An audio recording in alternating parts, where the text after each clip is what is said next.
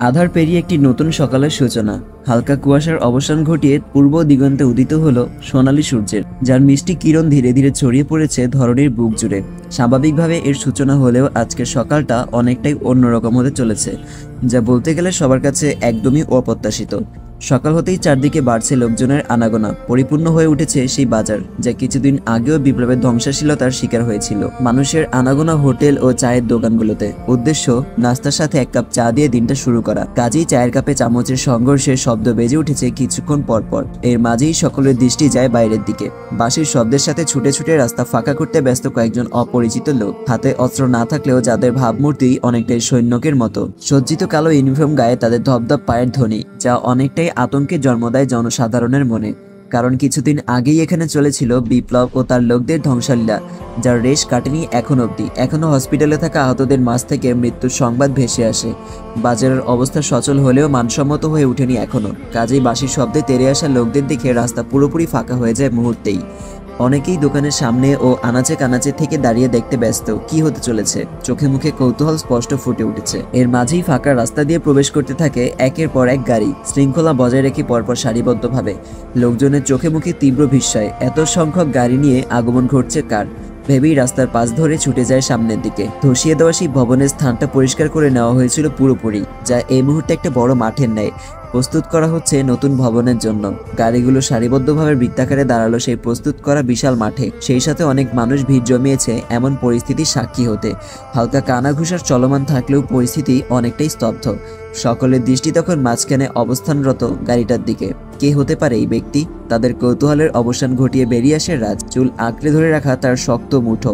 মুহূর্তেই চারদিকে বাড়তে থাকে গুনগুন শব্দ। তীব্র বিস্ময়ের সাথে সবার মুখে একটাই কথা, আরে এটা তো বিপ্লব, যার আতঙ্ক সবার মনেই গেঁথেছিল খুব বাজেভাবে। বিপ্লবের কাটা মাথা সকলের মনে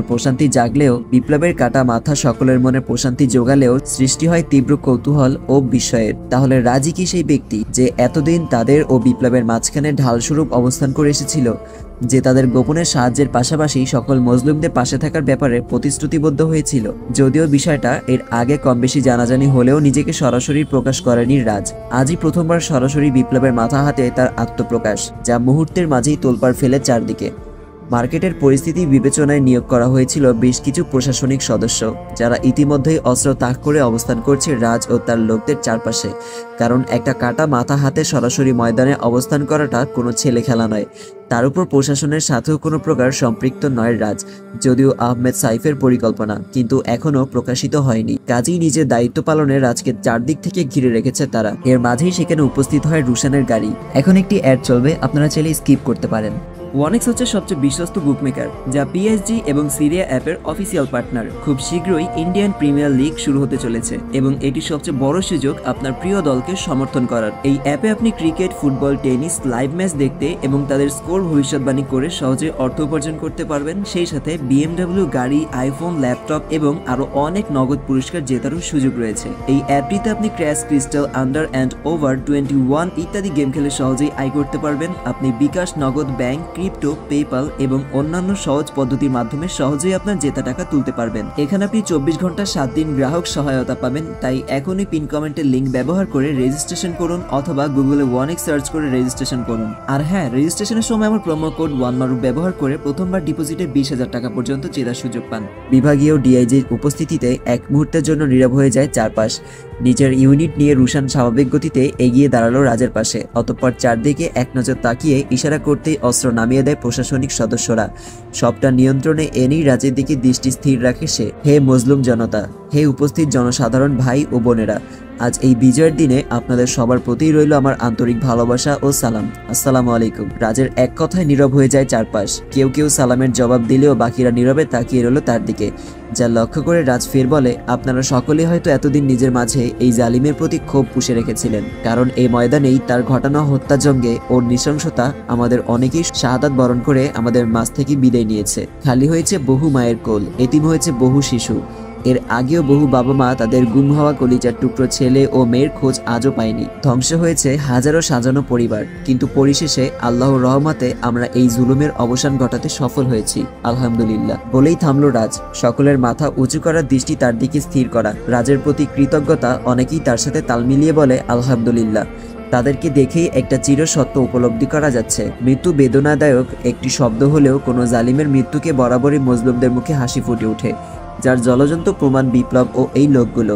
রাজ খানিকটা নীরব থেকে ফের বলে, পৃথিবীর ইতিহাসে সকল জালিমই নিজেদের অপ্রতিরোধ্যভাবে এসেছিল, ঠিক যেমনটা ভেবেছিল ফেরাউন ও নমরুদ। কিন্তু পরিশেষে তাদের মতো এমন ক্ষমতাধর জালিমের পরিণতিও কারো অজানা নয়। পৃথিবীতে কোনো জালিমই চিরস্থায়ী নয়, অচিরেই তাদের ধ্বংস অনিবার্য, যা পূর্ব তারা কখনোই অনুভব করতে পারে না। যার একটি উদাহরণ আজ আমাদের সামনেই প্রকাশিত। বলেই বিপ্লবের কাটা মাথাটা উঁচু করে ধরল রাজ, যার মাঝ থেকে এক ফোঁটা জমাট রক্ত আছড়ে পড়ে মাটিতে। রাজ ফের বলে, আজ থেকে সমগ্র দেশবাসীর জেনে রাখা উচিত, যে পথে আমরা পা বাড়িয়েছি তার থেকে আমরা কখনোই পিছু হাঁটব না। ভবিষ্যতেও যদি কেউ মজলুমদের দিকে হাত বাড়ানোর দুঃসাহস দেখিয়ে থাকে, সেই হাত আমি কেটে ফেলবো। যে চোখ মজলুমদের উপর তোলা হবে, সেই চোখ উপড়ে ফেলবো আমি। দেশ জুড়ে ন্যায় প্রতিষ্ঠার লক্ষ্যে অতীত হবে বর্তমান। রাষ্ট্রীয় সেনা ও আমার অনেক সঙ্গী শহীদ হয়েছেন। আমরা নিঃসন্দেহে তাদের এই আত্মত্যাগের বিনিময়ে অর্জিত এই বিজয়ের রক্ষায় অটল থাকব। ভবিষ্যতে কেউ অন্যায়কে সমর্থন করেও যদি উঠে দাঁড়ানোর চেষ্টা করে থাকে, তাহলে অবশ্যই সে সর্বপ্রথম আমাকে তার সামনে দেখতে পাবে। বলেই থামল রাজ। ইতিমধ্যেই চারদিকে মিডিয়ার ভিড় জমেছে। মোবাইল ও ক্যামেরাগুলো বন্দুকের ন্যায় তাক করা তার দিকে, যা উপেক্ষা করে একপাশে হাত বাড়ায় রাজ। পাশ থেকে একজন এগিয়ে এলো একটা সুচালো রড হাতে, যা হাতে নিয়েই সজোরে মাটিতে আঘাত করে রাজ। মুহূর্তেই মাটিতে গেঁথে যায় সেই রড, যার উপরের সুচালো অংশে বিপ্লবের কাটা মাথাটা গেঁথে দিয়ে ফের বলে, আজ এই কাটা মাথা বর্তমান ও ভবিষ্যতের অন্যান্য সকল জালিমদের জন্য উদাহরণস্বরূপ রেখে গেলাম। তাদের অবশ্যই এ থেকে শিক্ষা নেওয়া উচিত, যারা মনের মাঝে অন্যায় চিন্তাধারা লালন করে থাকে। ধীরে ধীরে চতুর্পাশে বৃহৎ আকারে ধারণ করেছে জনসাধারণের ভিড়। পুরো ঘটনাটাই ছড়িয়ে যায় সমগ্র দেশ জুড়ে, যা ছড়িয়েছে বর্তমান যুক্তরাষ্ট্রে অবস্থান করা বিপ্লবের দুই যমজ ছেলে বারিশ ও বিহান অব্দিও। রাজের গেঁথে রেখে যাওয়া বিপ্লবের কাটা মাথায় জনসাধারণ জুতো নিক্ষেপ করছে চারদিকে। বাবার বিদায়ের দিনেও এমন লাঞ্ছনার দৃশ্যটি তারা ল্যাপটপে দেখতে পাচ্ছে পরিষ্কারভাবে। সাধারণ মানুষের ছুঁড়ে মারার প্রতিটি জুতো ও ঢিল যেন তাদের দুই ভাইয়ের বুকে বিচ্ছে বুলেটের ন্যায়। দু চোখ বুঝে নিজেকে শান্ত রাখার আপ্রাণ চেষ্টা বারিশের। বিহান সজোরে ছুঁড়ে মেরে চূর্ণ বিচূর্ণ করে ফেললো সেই ল্যাপটপ। অতঃপর ধপ করে বসে পড়ে ভাইয়ের পাশে। নিশ্চুপ বসে রইল বারিশ। তীব্র ক্রোধে সামনের দিকে দৃষ্টি স্থির রেখে খুবই শান্তস্বরে বলে, wait for a new storm, we are coming soon. সকাল প্রায় 7:30। আহমেদ সাইফের বাসভবনের সামনে এসে থামলো রাজের গাড়ি। পাশে রুশান, পেছনে কয়েকটি পুলিশ সদস্যদের গাড়ি এসে থামলো। অনুমতি পেলেই গাড়ি থেকে নেমে ভেতরের দিকে অগ্রসর হয় রাজ ও রুশান। আহমেদ সাইফের সহকারী তাদেরকে নিয়ে যায় গেস্ট হাউসে। অপেক্ষায় স্বাভাবিকভাবেই পাশাপাশি বসলো রাজ ও রুশান। সেই ভোর থেকেই রুশানের চোখে মুখে খানিকটা কৌতূহলের ছাপ ফুটে আছে।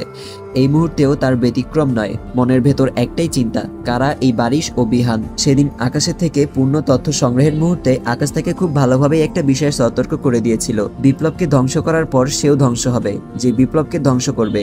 অর্থাৎ তুমি বিপ্লবকে ধ্বংস করার অপর অর্থ রাষ্ট্রের জন্য নিজেকে উৎসর্গ করা। যে সতর্কবার্তা শুনে খানিকটা ভ্রু কুঁচকায় রাজ। বিপরীতে আকাশ ফের স্বাভাবিকভাবে বলে, আমরাই তালুকদার বংশের শেষ পুরুষ নই। এখনো দুজন স্বাধীনভাবে খোলা ময়দানে নিঃশ্বাস ফেলছে।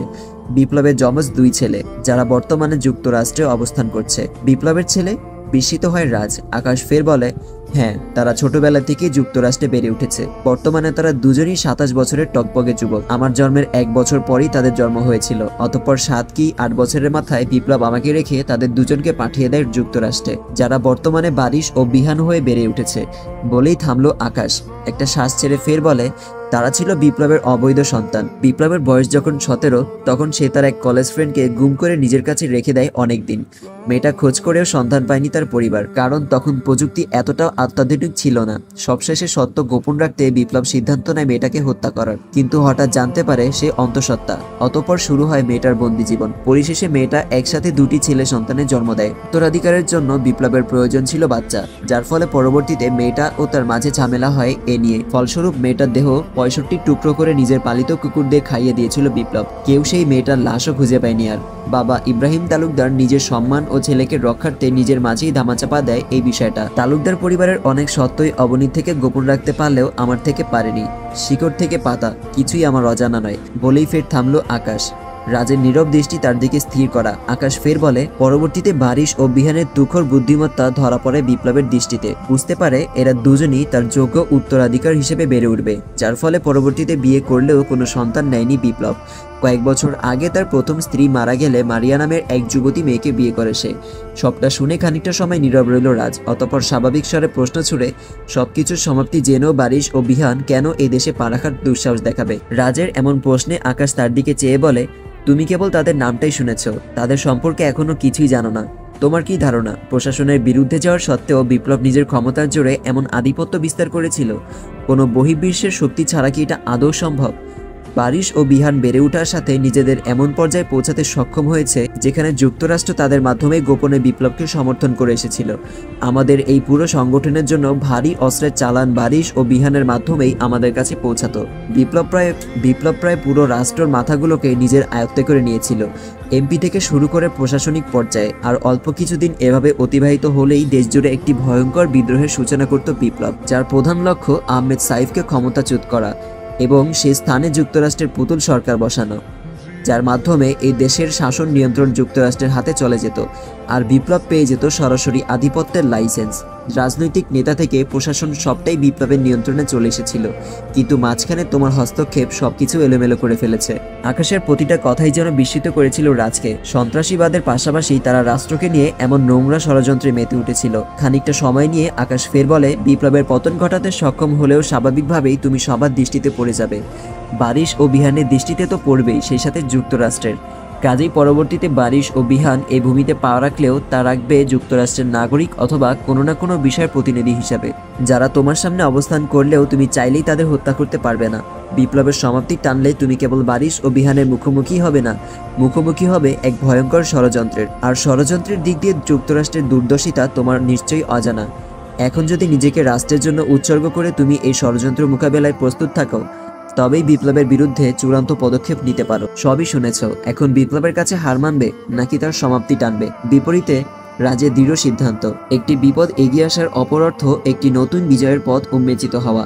প্রয়োজনে এমন শত বিপদের মুখোমুখি হব, তবুও রাষ্ট্রকে না পশ্চিমাদের কাছে বিক্রি হতে দিব, আর না ধর্মকে তাদের সংস্কৃতির কাছে।